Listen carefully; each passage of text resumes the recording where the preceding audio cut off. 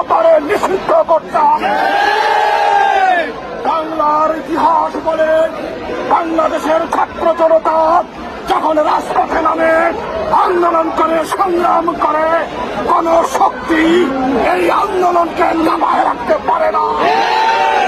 বিশ্বাস করে আজ থেকে সর্বস্তরের আলেম ওলামা, রাজনীতিবিদ, ছাত্র জনতা, ওলামা পালামা, বীর বাসায়ের সবাই রাজপথে নেমেছে। একটাই দাবি, আওয়ামী লীগকে নিষিদ্ধ করতে হবে। আমরা আশা করি বর্তমান প্রধান উপদেষ্টা সদয় উদয় করবে। আজকে সূর্য উদয়ের আগে এই বাংলার মাটি থেকে আওয়ামী লীগকে নিষিদ্ধ ঘোষণা যদি এর ব্যত্যয় ঘটে, বাংলাদেশের ঘরে ঘরে আন্দোলনের দাবানল চালিয়ে দাও।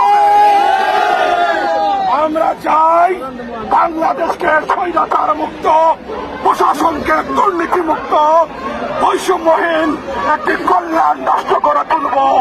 অতএব আমাদের আজকের আন্দোলন সংগ্রামে যারা এসেছেন থাকবেন, স্লোগানে আমরা সবাইকে আহ্বান করছি। আমরা আওয়ামী লীগ নিষিদ্ধের দাবিতে আন্দোলনে আছি, থাকবো ইনশাআল্লাহ।